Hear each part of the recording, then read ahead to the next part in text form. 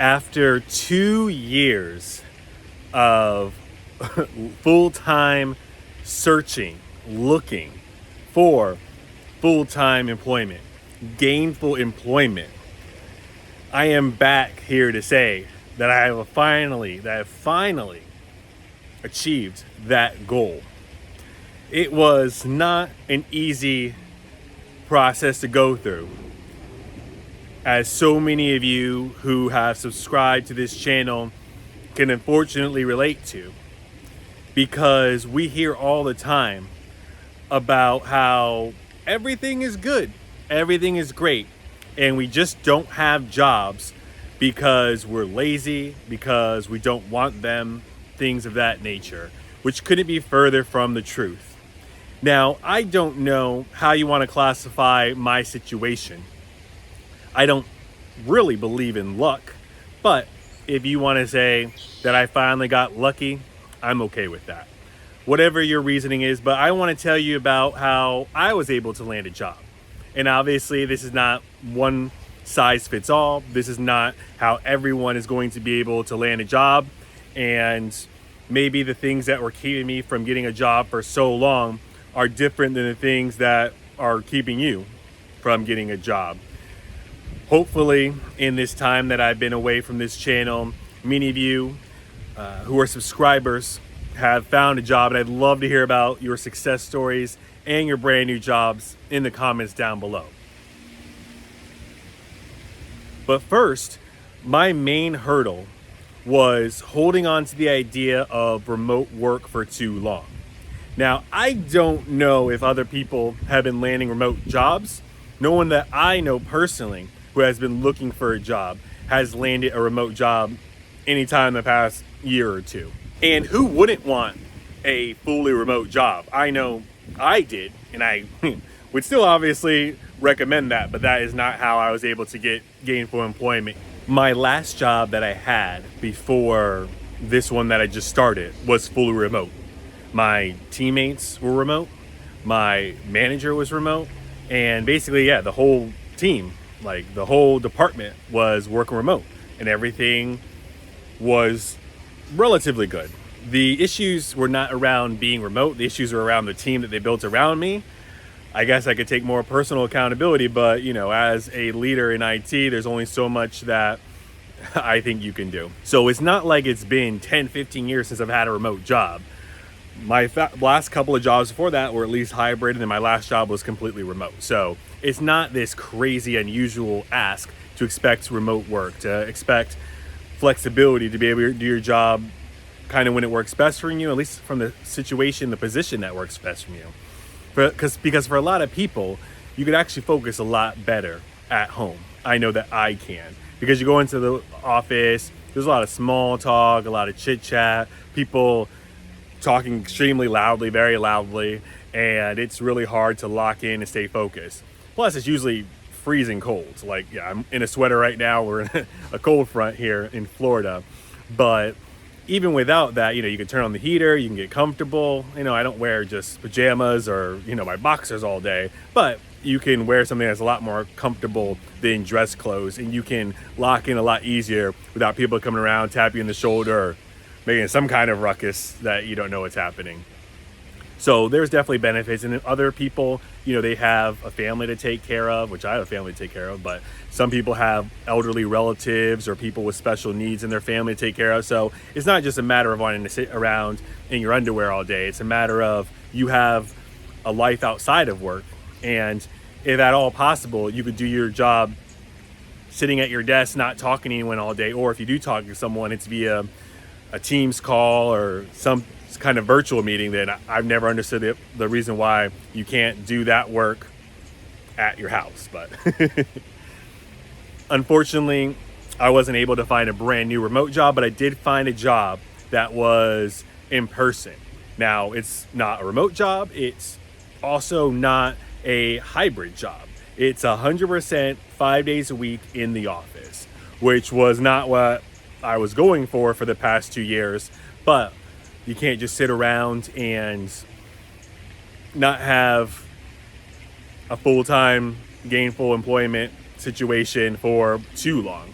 Even though I was really good with my savings, and that's why I was able to look for so long. Eventually, I guess I had to tap out to the fact that I was going to hold out for a remote job. Now, I never thought it was a good idea to just get any job, right? I almost started to say, well, you got to have some money coming in, but because I don't think that's true. Because I think if you wait for gainful employment, something that pays your bills, and if you're good with your money, still allows you to save up, put some money into retirement, that is a much better situation than just getting a job at Burger King or McDonald's or Walmart, because that's not going to pay you enough. Your opportunity cost of looking for a job that will pay all your bills is way too high. And that's even to say that it's easy, right? If you're in tech support, or you're in IT project management, or you're in all these other kind of fields for 15 years, 10 years, you don't have any experience on paper to work at McDonald's, at Walmart. And I think that's been pretty well documented on this channel, that you can't just roll up and be like, hey, I'm going to stock shelves at Walmart overnight. They're not necessarily going to hire you. So for me, it was always a matter of let's hold off until I could find something and get to a certain point, a certain level in my savings, a certain trigger where it's like, okay, I am not finding a remote job. It's time to look for fully in person. If you're able to commit to going into the office 5 days a week, I really think that gives you a competitive advantage in this job market.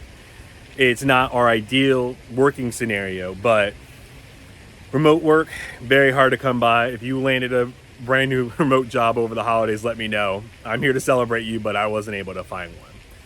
Hybrid, also tough, not as tough as fully remote, but these companies that have the money to pay us don't want us to work hybrid. They don't want us to work remote. They want us to be in their offices 5 days a week, making sure we're keeping seats warm, making sure we're keeping the lights on, I guess, so that it's not an empty, vacant office.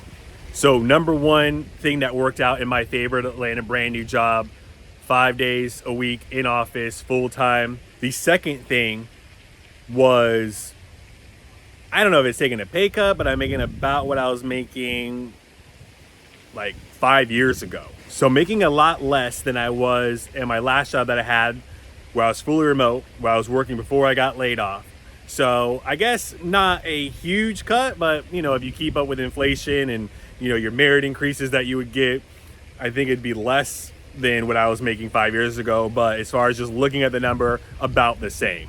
So I'm not in a situation, thankfully, that I had to get half of what I was making 5 years ago. Just about the same, which in this job market is about as good as we can expect as far as pay goes. And that is going to allow me to feed my family, keep a roof over my head, and even put away a little bit of money if we're really good with our spending, like I said earlier. The third thing that was nice about the new job that I got is when I was applying, I did not have to go through a workday. Now, it wasn't a quick apply through LinkedIn, maybe like a medium apply, if you will. So there was some basic information that I had to fill out, but it was like 2 or 3 quick pages. I didn't have to upload a resume in which it parsed it out and then I had to fill out everything again. I didn't have to create a new account on any of the other Workday competitors. So that was pretty straightforward. And that let me know that, hey, this company knows how awful Workday is, and we're not going to put our candidates through that. So the argument that, hey, if I see a Workday account, I'm not going down that path. For me, I was still trying the Workday route as well for companies, but from my personal experience, Workday didn't get me a job, and it wasn't worth the hassle of those applications. So use that information as you will, but just know that after 2 years of looking, when I was finally able to land a brand new job, it wasn't a quick apply, but it certainly wasn't a Workday application. That was my situation. The next area that I think is important is the job interview stage of looking for a job. So I didn't have to create a Workday account.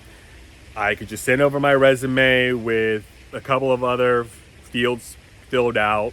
I went for a full-time, fully in-person job. And then when it came to the interview process, it was nice because there was no AI involved, if you will.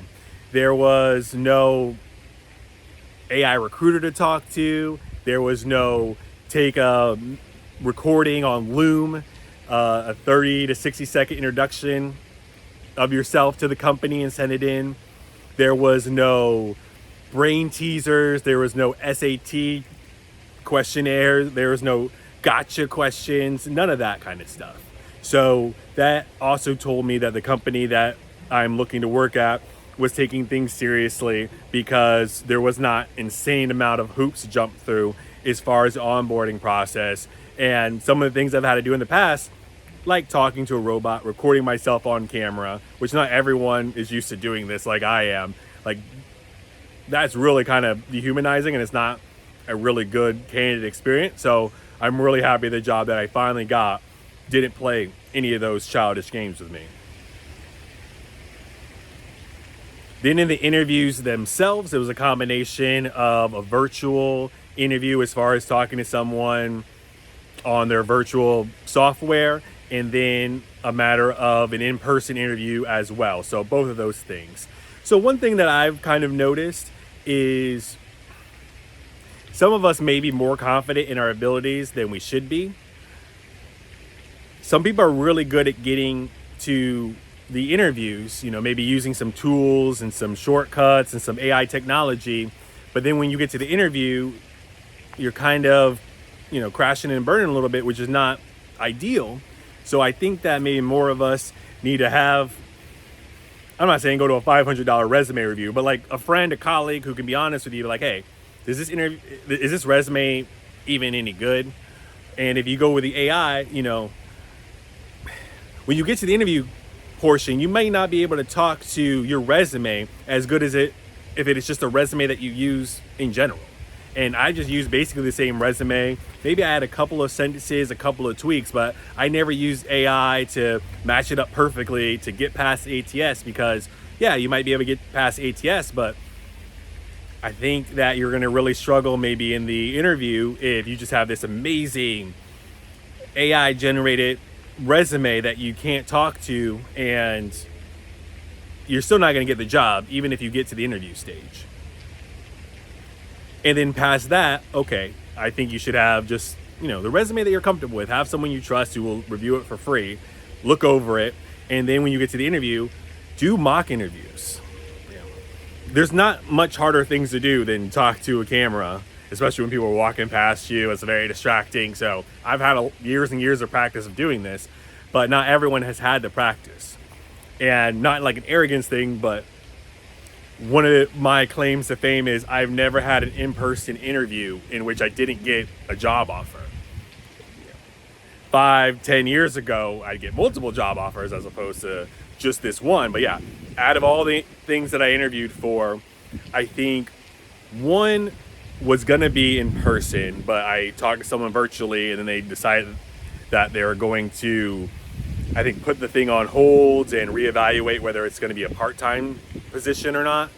And then the other two were virtual, and then this one that was fully in person. This is the only interview in the past 2 years that I had where I actually was able to go in person and talk to someone that would be on the interview team. And I think that really helped out a lot, because I used to practice interviews all the time, practice them with, friends, or, in the mirror, in my car, like when I got to work, like, I think that there's nerves, and how could there not be if you've been without a job for months and months, if not years? It's perfectly normal to be nervous, but I think we all gotta not just have a resume that's realistic and fits with our real skills, but also practice interviews. It's not fair. Being good at interviews is not something that determines whether you're going to be good at the job. It's just, unless maybe you're a salesman, right? If you're in like IT, or if you're in, if you're a developer, or if you're just in something where you just focus and it's not a lot of speaking and convincing people, I don't understand why you have to be so good at interviews, but you just do. into the narrative that people can't get jobs over the holidays. I personally had in my history 2 jobs which I got where I was hired in December. This job, I got the offer in November. I was able to start in December. So like that's 3 jobs basically starting December or January in my 10 to 15 year work experience. So don't always let that hold you up either. So just wanted to come back here, share with you guys the good news, not leave you guys hanging for too much longer. And yeah, the TLDR, what worked for me, I don't know if it'll work for you. I'd love to hear that down in the comment section. But what worked for me is fully in person, about the same amount of money as you would have made 5 years ago, not as much money as we would have made maybe 2 or 3 years ago. And, you know, have a resume that is honest and true to yourself. Practice interviewing. Take some interviews for some companies you don't even want to work at so you can practice that. There's nothing like real-time game speed. So even if you're like, I don't know about this, at least you'll practice the nerves of going out there, getting dressed, finding the location, all the little small talk that you have to do. Highly recommend all that. And just be patient, because I don't know when you guys are going to land a job. It took me about 2 years. I hope it doesn't take you guys too much longer. But thank you guys so much for supporting me along the way, watching this channel, and I wish you all the best in 2026. And until next time, remember, times are tough, but so are you. Talk to you later.